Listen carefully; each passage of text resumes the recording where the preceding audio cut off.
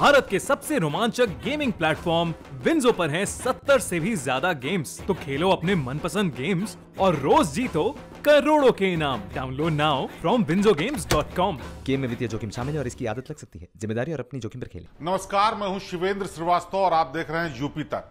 UP तक में मुद्दे की बात यह कि उत्तर प्रदेश की पुलिस प्रशासनिक सेवा से जबरन रिटायर किए गए अमिताभ ठाकुर के बारे में अभी तक विवाद थमने का नाम नहीं ले रहा है। इस बार ताजा विवाद इस बात पर है कि अमिताभ ठाकुर ने चिट्ठी लेकर के बाकायदा नाराजगी जताई है कि उनकी सुरक्षा जो कि वापस ले ली गई है वो जबरन और गलत तरीके से ली गई है।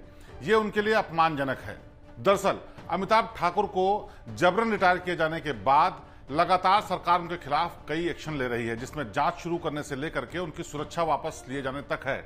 उनके घर पर तैनात हरिकेश नाम के पुलिस अधिकारी को पुलिस के आला अधिकारियों ने वापस बुला लिया, वो भी तब जब वो रात को अपने घर से ड्यूटी से वापस जा रहा था। उसका कहना यह है कि अचानक कमिश्नर ऑफिस से उसके पास फोन आया जिसमें कहा गया कि वो अपना असलहा सिक्योरिटी में जमा कराया और उसके बाद ड्यूटी से वापस आ जाए। दरअसल तय नियम कानून के हिसाब से अगर किसी अधिकारी को रिटायरमेंट दिया जाता है या फिर वो रिटायर होता है खुद भी, तब भी उसकी सुरक्षा वापस ली जाती है। लेकिन जिस तरह से अमिताभ ठाकुर के मामले में हो रहा है उससे यह भी पता चलता है कि सरकार वाकई उनके खिलाफ जबरन कार्रवाई कर रही है। और इसी बात को बताते हुए जब रिटायरमेंट के लिए उनको पत्र दिया गया तो बाकायदा अमिताभ ठाकुर ने अपने घर के बाहर नेम प्लेट पर लिखाया जबरिया रिटायर अधिकारी, यानी उन्होंने इस बात को कटाक्ष के तौर पर कहा कि सरकार ने कैसे उसको जबरदस्ती रिटायर कर दिया है। अमिताभ ठाकुर और उनकी पत्नी लगातार सरकार के कामकाज पर सवाल उठाती रही हैं, चाहे वो समाजवादी पार्टी की सरकार रही हो, बसपा की सरकार रही हो या फिर बीजेपी की।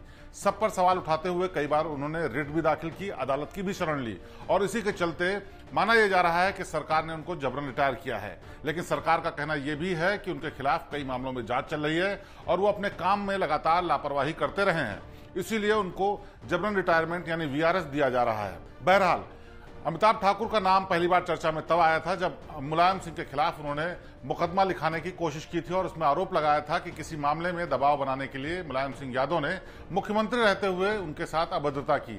ये रिकॉर्डिंग काफी वायरल हुई थी और उस पर जांच भी उठी थी। उसके बाद मुलायम सिंह सरकार ने भी उनके खिलाफ एक्शन लिया था। इसके बाद केंद्रीय गृह मंत्रालय को चिट्ठी लिखते हुए अमिताभ ठाकुर ने अपनी सुरक्षा बढ़ाए जाने की मांग की थी, क्योंकि उत्तर प्रदेश सरकार ने उनकी सुरक्षा वापस उस वक्त भी ले ली थी। बाद में गृह मंत्रालय ने निर्देश दिया कि इनकी सुरक्षा की असेसमेंट की जाए, यानी समीक्षा की जाए और जाना जाए कि क्या वाकई इनको सुरक्षा की जरूरत है, जिसके बाद अमिताभ ठाकुर की सुरक्षा को बढ़ाया भी गया था। लेकिन बीजेपी की सरकार आने के बाद एक बार फिर से अमिताभ ठाकुर ने मोर्चा इस सरकार के खिलाफ भी खोल दिया। कई मुद्दों पर सरकार को कटघरे में खड़ा किया और उनकी पत्नी ने अपनी एनजीओ के माध्यम से भी कोर्ट की शरण ली और सवाल उठाए, जिसमें तमाम बार सरकार की किरकिरी भी हुई। इन सब बातों को ध्यान में रखते हुए माना यह जा रहा है कि उनको जबरन रिटायरमेंट दिया गया। हालांकि कुछ अधिकारियों को और रिटायरमेंट दिया गया था, लेकिन सरकार ने दलील दी कि जनहित लोकहित में इनको रिटायरमेंट दिया जा रहा है ताकि ये दूसरों लोगों के लिए नजीर बने और समाज में कुछ सुधार हो सके। इसके बाद लगातार जांच चल रही है और इसका हश्र क्या होगा ये वक्त बताएगा। लेकिन जिस तरह से अमिताभ ठाकुर जैसे अधिकारियों के खिलाफ सरकार ने एक्शन लिया है उससे कई सवाल भी खड़े होते हैं।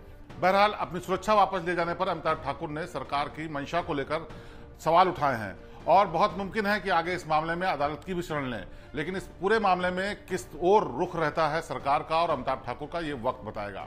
तो अमिताभ ठाकुर की सुरक्षा वापस ले जाने पर यह थी यूपी तक की खास पेशकश। प्रदेश की बाकी ताज़ा और बेहतरीन खबरों के लिए आप देखते रहिए यूपी तक। आपसे फिर होगी मुलाकात। नमस्कार।